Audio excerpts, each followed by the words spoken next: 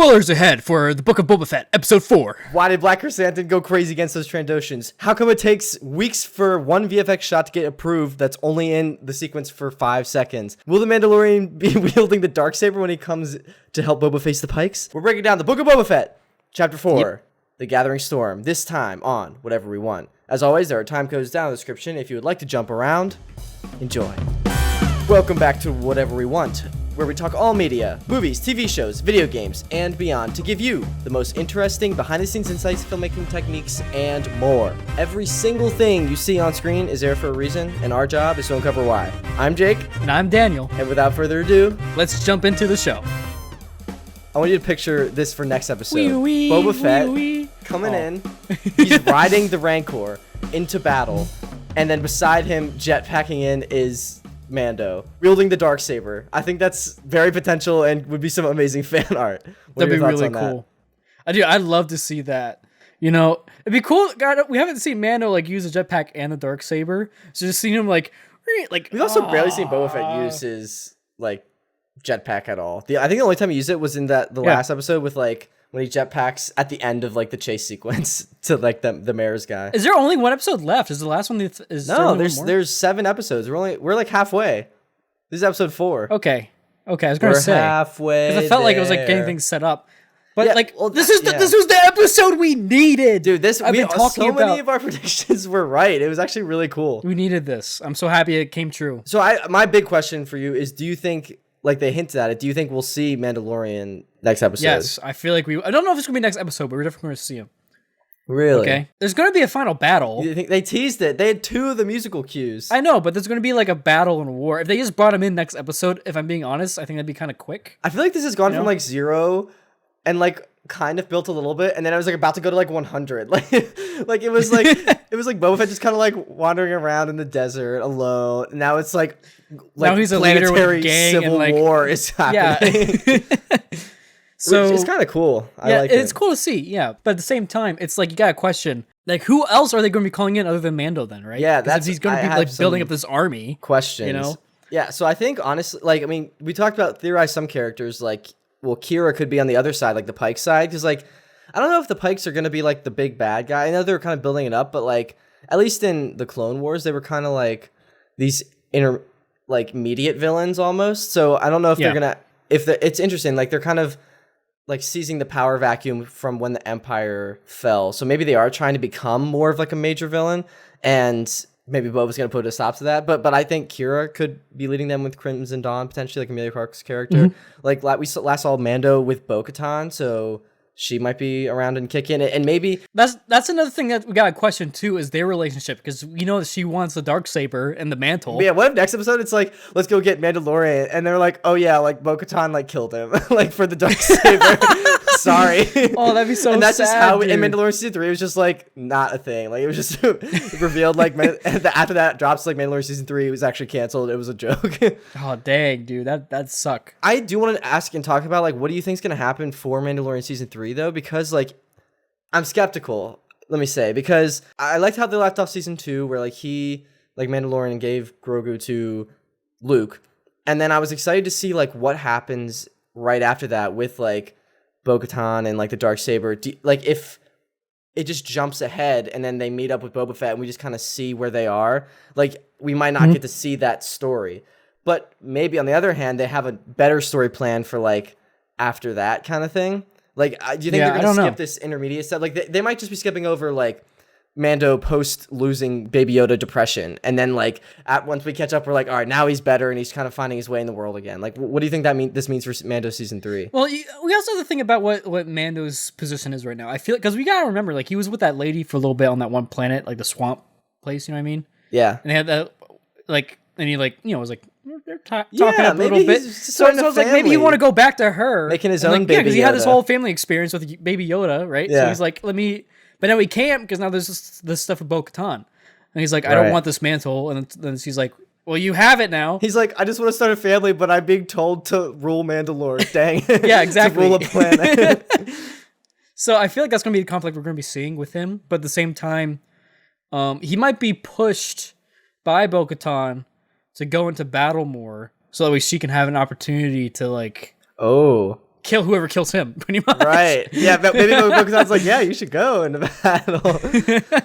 Oh no, this random Trandoshan killed him. Killed this guy. Oh no. This Let me pike just boop. guy. Okay.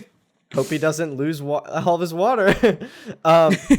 So I have another follow-up question though. Do you want Mandalorian to be in Boba Fett? Yes. You do? Yes. I want people to leave a comment where they feel on this issue, because I kind of don't. I kind of want to... You don't want him in there because you don't want him to overtake. Yeah. You want Boba Fett to be his own thing. Yeah, exactly. Like, I loved... I guess if it's a quick cameo, like, it was really cool, the role that Boba Fett had in the Mandalorian series, so maybe this will be vice versa, where it's just like a little nice That's nod. what I was thinking. So if they do it like that, it could be interesting. I don't know, but... That's what I'm saying. I don't think he's going to be coming in next episode. He's going to be coming in later. Yeah, but anyways... I think that's going to be balancing that in a good way. Let's jump into, like, the story again, like, that we actually know happened. So, like, I really like how it's kind of, like, developing, where it started out, like we said, like, really slow and steady, with literally, like, Boba alone, and is, like, crawling out of the Sarlacc, and it's ballooning into this huge, like, war with, like, tons of characters. I didn't think it was going to go this way, honestly. We weren't really sure what was going to happen, and we're kind of getting more... We talked about that last time. We're kind of getting more of an idea. And it's really cool because that also really reflects, like, this story is reflecting Boba's journey, like, personally. Like, he's started out alone in Star Wars and is realizing he'd accomplished so much more with the tribe. Like, that's the main theme. And I think the storytellers really are doing everything they can to, like, make sure all aspects of the story, like, reflect that. Like, it started out, he's taking those lessons from the Tuskens to heart. Like, it's really cool storytelling. He started out alone, then he has Fennec, and then he gets the Gamorrean guards, then these, like, modded droid kids, now Chrysanthemum, and then maybe Mando. It feels like Vin Diesel, like, family. Like, he's building his family. See Vin Diesel out of nowhere? Yeah. Like, I heard you needed some help. Yeah. and the Rancor, I even forgot about them. So I think that's really cool. Oh, yeah, that's practically his new son, honestly. Yeah. So, just overall, with just this episode, not the grand story, what are your overall thoughts of just this episode? I thought it was great. Like I said, it filled in a lot of the holes that we were feeling throughout the series. Again, like, a lot of the motives and, like, why Bubba was doing a lot of the actions he was doing. We were kind of, like we were getting on point with what we were thinking. Yeah. But at the same time, it's, like, nice to actually see it, you know, like, the thought process and, like, the actions that led to him actually leading to, like, what he's doing, like, now in the present, you know? Yeah. It's interesting, like what you said, like, because we caught up to the present. Like, I don't think there's gonna be more back to tank flashbacks, which I'm kind of sad about, but, like, because, like, well, there's not, because he's healed. That's the thing. It's also very convenient that, like, he healed right as we got to the point where we know everything from Mandalorian, you know? Like, realistically, when his flashbacks go into Mandalorian, but also that's not, like, important to his story and, like, what he's going through emotionally right now, so it does kind of make sense. Yeah. But, like, I was like, that's convenient that as soon as we get to Fennec and everything we know, he's miraculously healed all the way. But that's also a good point. Like, we actually know, like, why he needed healing in the first place, from, like, going back into the Sarlacc, on top of, like, all the other stuff he was going through, like, surviving in the first place and surviving with the Tuskens. It's crazy to think about that the acid messed him up that much, because, like, after he got out of the back to tank this time, he was like, all, like, the scar, like, subtle scar stuff that he had. Your like, audio cut out. I thought you said, like, the ass messed him up so mad. I was like, dang. That's Sarlacc. Oh, yeah, dude. Oh, man. Dude, oh my god, the way that they killed the Sarlacc, though. Dude, oh my I love god. that bomb. I love every that. time that Every time, sound man. design. That's just, that whole sequence is just, like, perfect filmmaking of everything, like, working together. Like, obviously, like, the sound design, like, back from episode 2, but they even, like, distorted it in a way that was different because it was, like, under the sand, and the visual effects of, like, the Sarlacc itself, and then the shockwave, and then, like, the speed of the editing to, like, get the anticipation because you know it's coming. Like, it was just a beautiful sequence. I loved it. Now here's what I'm worrying about, though, right? Like, imagine if, like, a what if Fennec pushes the button and then the bomb just didn't fall down. Yeah, I was really shocked when it started just, like, kind of, like, teetering down. Like, it's like in golf when, like, it's, like, kind of starts coming back down the hill, and you're like, is it going to go in the hole? Like, luckily this one did, right in hole in one, the Sarlacc's mouth. But, like, what if it didn't? Like, just landed on the back of the ship. Yeah, that would have been bad. Or even if it didn't swallow it, or, like if it's just, like, I don't know, like that first cavity of it, like, you know, like the maw. Like, that would have totally, like, shockwave back up, and, like... and they just fall man, in. Sucked. Yeah. Yeah. So, they got very lucky there. Very lucky. But just this episode, there was a lot, like, I like this episode a lot more than the last one. I think it even honestly helped my appreciation of the last one. The last one I didn't really like too much, but like now that I have more backstory on Boba's relationship with the people, like the mod people, I appreciated that even more. Like it makes sense that he would like listen to their side of the story and kind of want to give them jobs because they saved Fennec, and now Fennec and him are very loyal to each other. Imagine going through what Fennec went through, right? Like where you practically are dead, left for dead with a gut shot, right? And you wake up. He brought her back. Like where she was. I know shot, that was kind of weird thing. Well, maybe it was to ease her into like, hey, you're back. You're not at some random place with like Thundercat, who was the guy that played the modder was Steven Bruner, aka Thundercat, and he's like a famous musician and he's like won a Grammy like 5 years ago.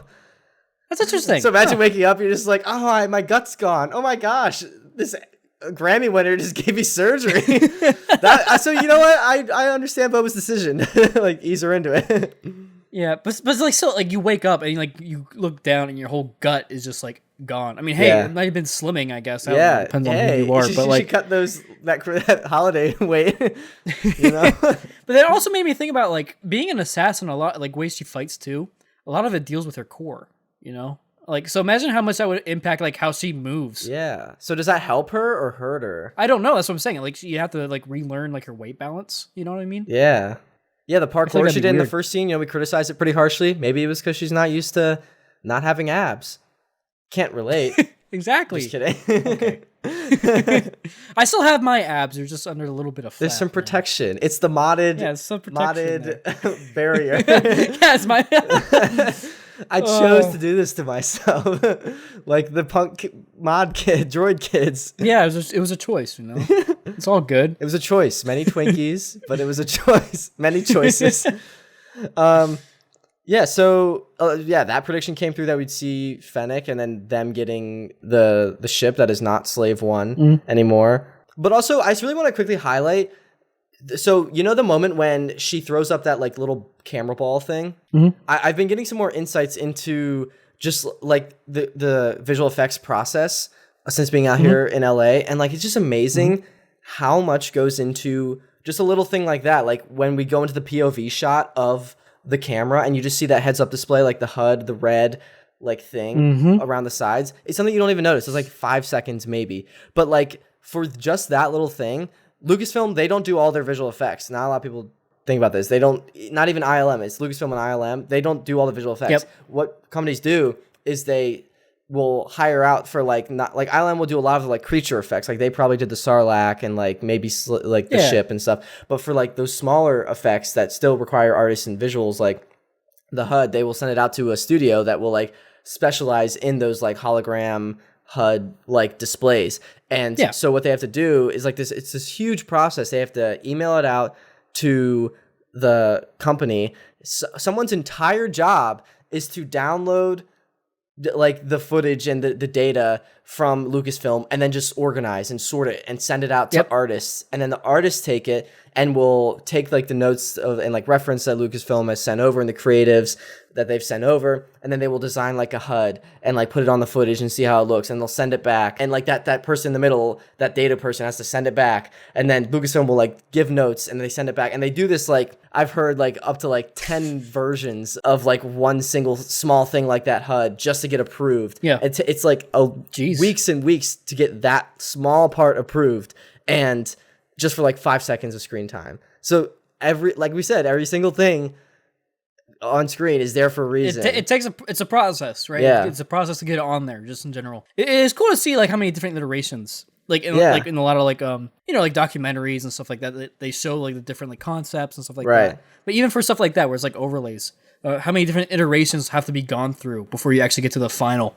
It's just crazy to think about. And I know we specifically talked about just the heads-up display, like the HUD graphic. But that's all visual effects that are outsourced to other studios. Like I know on the VFX Artists React, like all those people they bring in, a lot of them aren't from like ILM. They're like Weta, which does a lot of VFX for studios. Because like Disney doesn't do all their visual effects in house. They like outsource. There's like dozens, if not hundreds, of VFX houses out in LA here. So it's really cool, the process. We'd love to get an expert in one day to talk about it all.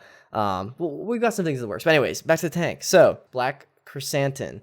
was back. We were right about that. I really liked the storytelling that we got on his backstory. Like, he was almost like Mr. Incredible, like just reliving in the glory days, you know? Except Mr. Incredible didn't like rip people's arms off. I can understand why he was mad there, because it was setting it up to like where he lost all of his money, right, and those bets, and that's why he was mad at Trandoshan. So he's like, let me. No, he's not. That's not the reason he's mad at Transoceans. It's actually so Black Chrysanthemum. The reason he went crazy and like berserk in the bar against the Trandoshans, ripped that guy's arm off, is because in the history, like in the comics, the Trandoshans and the Wookiees actually like go to war a lot, and the that's right, they had a war. Like hunt the Wookiees for sport, and it's considered a great honor if you have like a Wookiee pelt. And actually, if you think back to the first episode, the guy that Robert Rodriguez played, the director, his cameo, he was a Trandoshan offering tribute to Boba Fett. It was a Wookiee pelt that he gave him, so it makes total sense why Black Chrysanthemum like gets drunk and is like does not like these guys. Also, I think in the comics, Black Chrysanthemum doesn't like Bosk. I think they're like enemies. I think they've also worked together, but I think they've also like fought a lot. So like maybe he was thinking gone at each other's necks, to him. So like there's a lot going in, and maybe you don't judge him so harshly, but also maybe he shouldn't rip people's arms off. But hey, it wouldn't be Star Wars if there's not an arm rip off, you know? Yeah, that is true.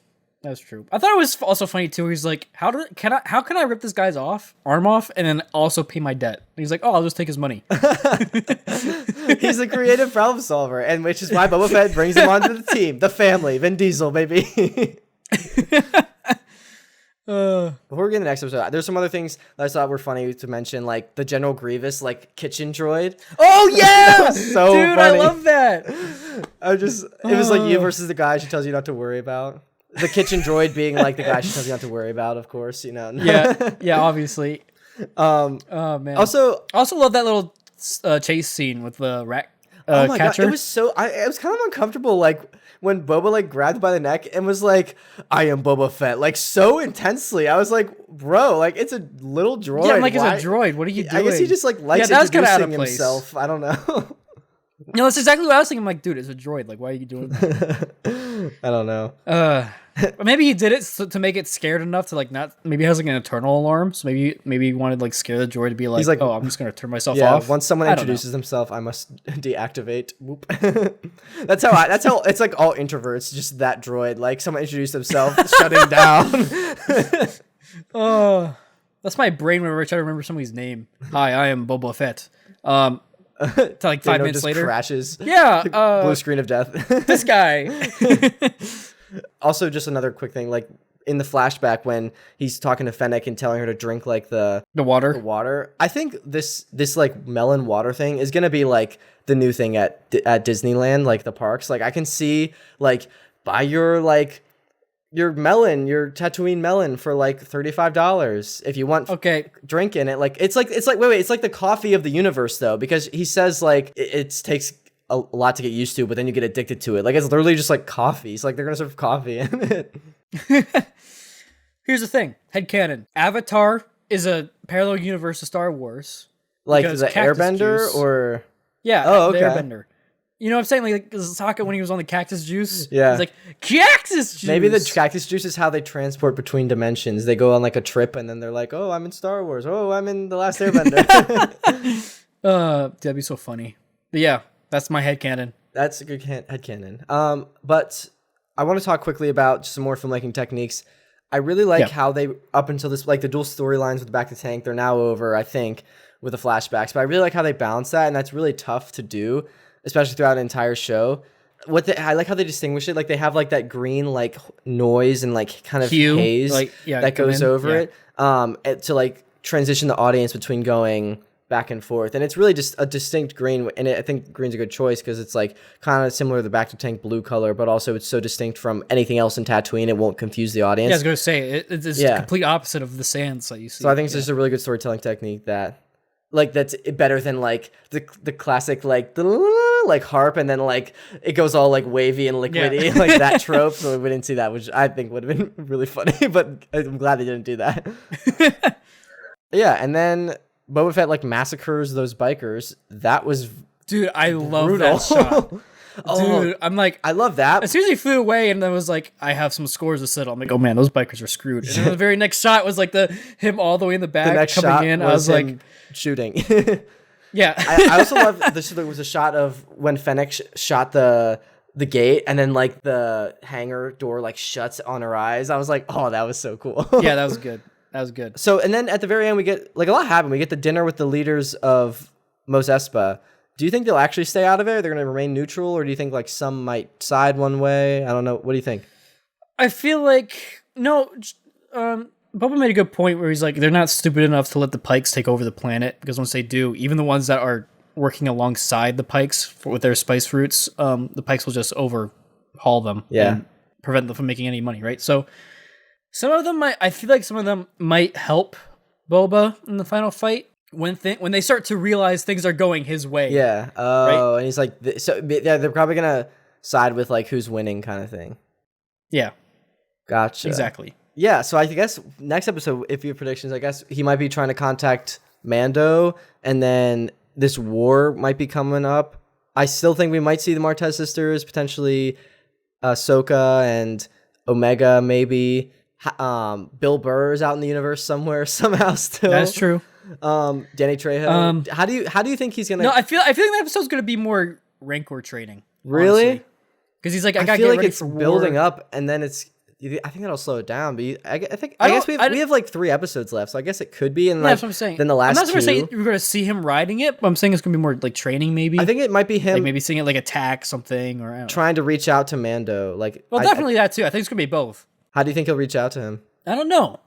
That's the thing. Like he's gonna pigeon. Have a messenger bird, the hawk from Last Airbender. Well, no, they could probably just do a holo call to him or something, right?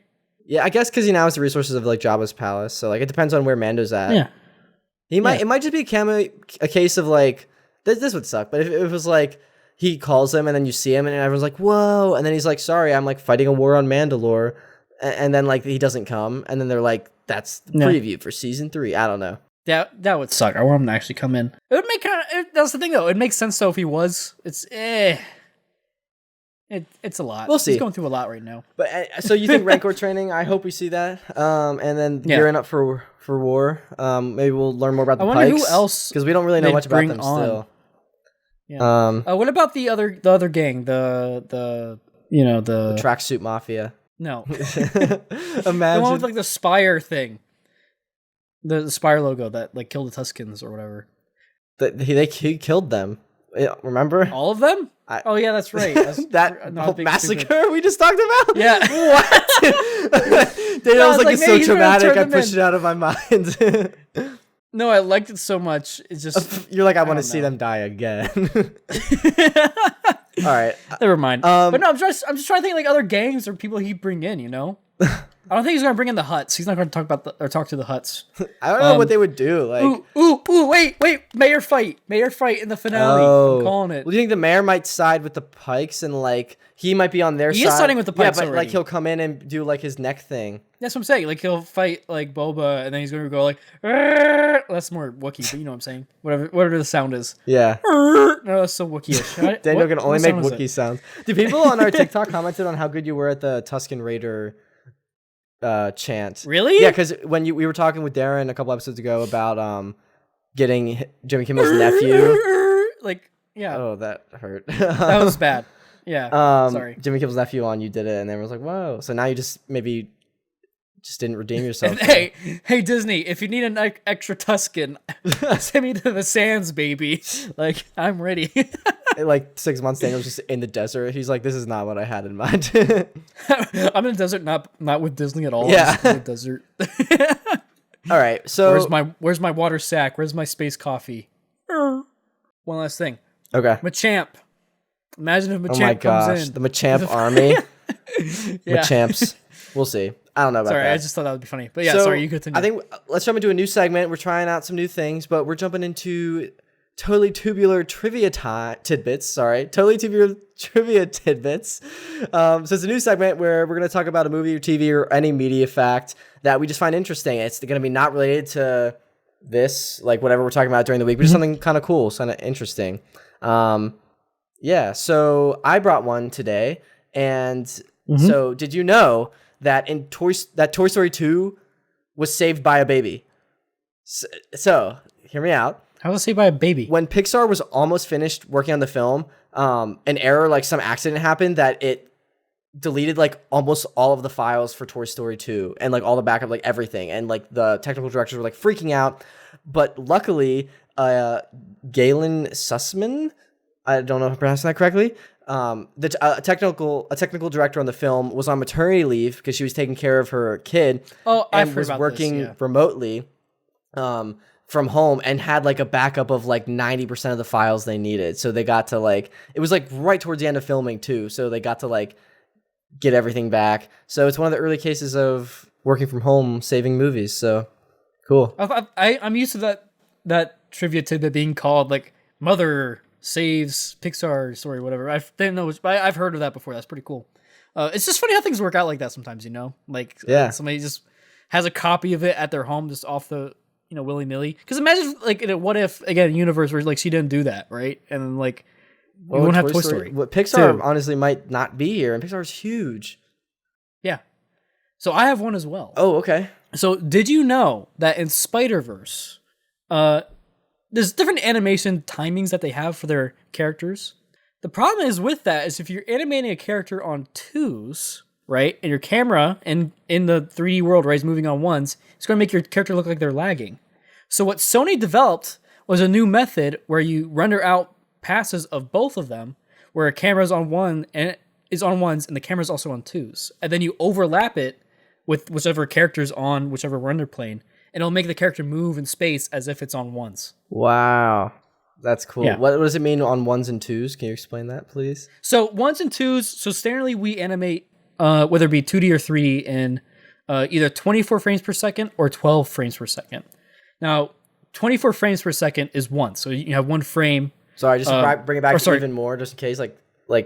When you're watching a video like us, on YouTube or whatever, like it's just like a bunch of pictures, like all in a row, really fast. Yeah, it's literally just a bunch of pictures in series. And that's how like video is made. So when people are animating, like they're drawing like each frame 12 frames a second, like 12. Yeah, they draw 12 pictures, 12 drawings per second, and like a flip book kind of thing. That's the concept. People didn't know. Yeah. So it's crazy thing about how they have to like go through the process of overlapping that for the different animations. Wait, can you explain on ones and twos and how well it works out?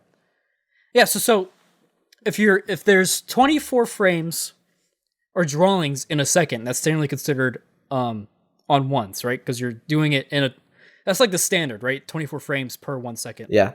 Now, if you cut that in half, so you do on twos, 12 drawings per second, that means you're now keeping a frame, or like every other frame is then kept, right? So now that's on twos. So they animate it different ways. That's just such creative, like it's interesting because like people develop those techniques as necessity for like how to do animation and stuff. And now that people like understand the medium so well and the techniques, they can use the techniques like that were once a solution as now like creative storytelling techniques in different ways. It's just really fascinating. But yeah, that's a good one. Well, thank you. If you guys have any comments, and like know any film or just any media trivia, please feel free to leave your trivia tidbit down below in the comments or a review, and we might use it. Yeah. Mm-hmm, all right. Well, that's the episode. Quick little post banter, not pre banter. Feels weird. We're trying out some new formats, working some things out. It's gonna be a little interesting transition. We just have some plans. Yeah, let us know what you think. I know it's gonna be tough getting used to the new things. We're still working through it, but thank you just for the support. Yeah, thank you. Appreciate it. Yeah. Are you ready for... anything you want to talk about in post banter? Follow me on Twitch. I don't know. Yeah, check out Daniel's Twitch. Again, it's linked below. All right. It's linked below, yeah. Ready for patron shout-outs? Yeah, hit me with them. Cue the epic Star Wars music. Boosh, we got patron Lloyd, Frank, Rick, Lisa, Evan, Tony. Thank you so much for pledging the tier. That gets you the shout-out. If you want to support us over on Patreon, the link is down in the description. You get the audio episode early. We're on the Discord. A lot of cool perks. I send you cute messages every once in a while. Yeah. If you would like to, head on over to Apple Podcasts or YouTube to leave a review or a comment. We will shout them out in this section, the review comment shout out. We do not have any new ones, which is totally cool, totally tubular. Yeah, that's about it. Ready for the introduction? Yep, tell me when. When? We just talked about whatever we want to talk about, and now we're done. That survived the transition. We're figuring it out. Yeah, but basically, for those who have stayed, thank you. We are working on you guys are awesome. Some big things, and in a few weeks or so, whenever I can get the time to edit it, where I have the script done officially for like the announcement video for our Jon Favreau like kind of mission, this big thing we've been planning. We've got some interesting guests that I'm trying to get lined up that have worked on some cool things. So big things happening. Really excited. Thanks for watching. Goodbye. Yep. Thanks, guys. Peace.